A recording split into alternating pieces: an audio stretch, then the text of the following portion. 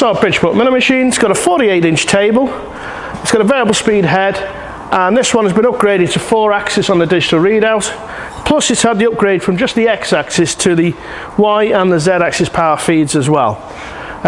Steel coolant tray, and this machine's had a full strip down surface, including we've reground the beds in X, Y and Z, and when we regrind the beds we always put brand new lead screws on, brand new nuts of course.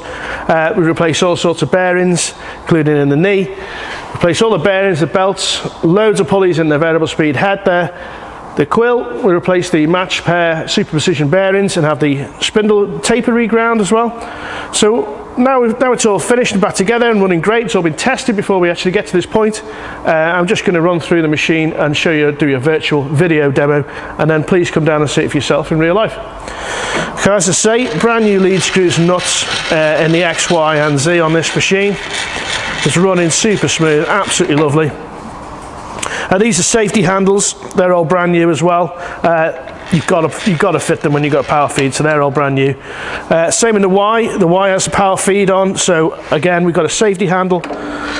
So lovely and smooth. Y-axis lead screws all brand new, and the nuts as well of course. It's almost no backlash at all there, absolutely lovely. Same with the knee. The knee, we've replaced the knee bearing, and that's all running great for you. There's a brand new handle here, you see it's all chrome. We get these in specially because they look particularly nice. All the locks have all been serviced to the Y, the knee and the X locks all been serviced and all working great. Obviously there'd be no point doing a regrind and replacing lead screws and that if the lube wasn't working, so we replace all the lube system as well. So it's a brand new lube pump, all new lube pipe, all new metering units, and obviously we make sure that is working great. So just make sure you pump that a couple of times a day and your investments will stay running well for a long time to come. Okay, so moving on, we're going to test, before we go onto the variable speed head, let's test the power feeds, but we're going to do them all together just to save a little bit of time on the video. Okay, so powering up on the X, and these are all variable speed. Same with the Y and the Z. Just showing they will all run together quite happily. I've got rapid override. If you press the button at the top, there's a rapid override. As you take your finger off, it goes back to the same feed that you've already set.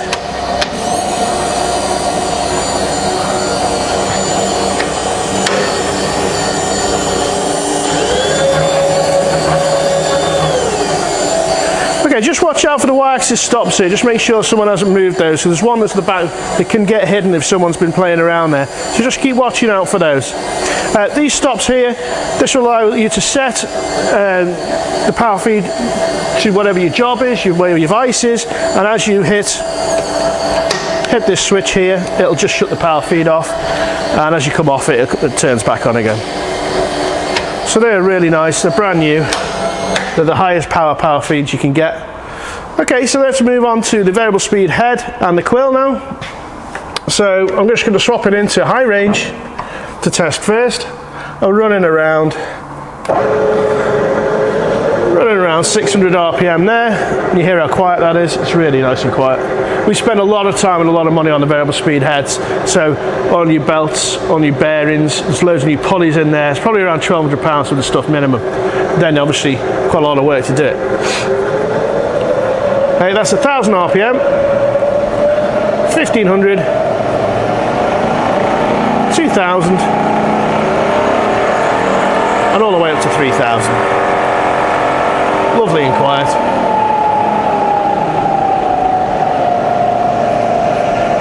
Okay, so in reverse now, 1500 in reverse,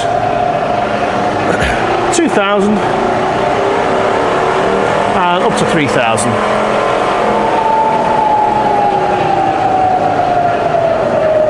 Back down to 1000,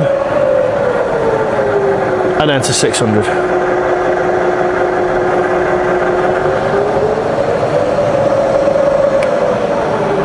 Just hitting the brake just to show you that it does work and it has all been serviced. You wouldn't obviously normally use the brake to slow the spindle down. It slows down fast enough on its own. It's purely there for when you're taking the playing around with the drawbar, taking the tool out. Okay, so firing now, changing now from high range to low. So you push this handle in, turn it round, make sure it's locked in, and then you fire up. Just as quiet in low, but now we're doing 120 RPM. I'll go up to the top. That's 300 RPM in low. And middle-ish, back down to about 120. And back down to about 70 RPM. And reverse now. Just as quiet in reverse. Up to 300.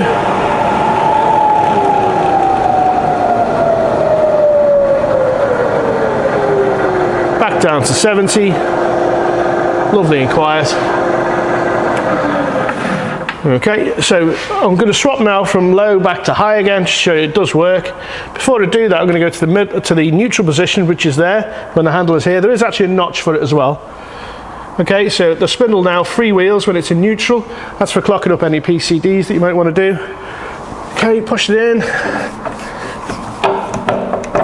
Okay, fire it in, lock it in to high, and it's just as quiet when you change it up again. Okay. It's about 1400 RPM now, just to let you listen to it. Running great. Okay. Right, so that's the variable speed head done. So now we're going to move on to the quill, and we're going to check that. Okay, so there's a lock for the quill here. That locks the handle in position. Okay, fire it up. You can see this, I don't know if you can see on the video, but this spins. So what I'm going to do now is I'm going to lock it in the quill feed. To bring this handle over, you see the quill feed handles coming down.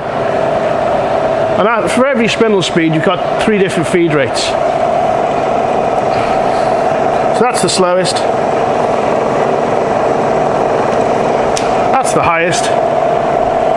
And at the bottom, that's the medium. And they're all working great.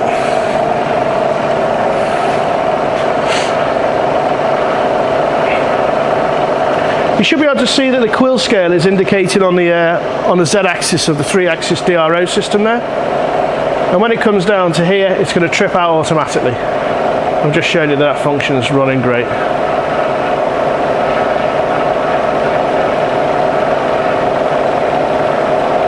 There we go, trips out automatically. Now to engage it again, you just need to come off the lowest and the highest point or it won't engage. Just the nature of the way the system works, it needs to lift to engage.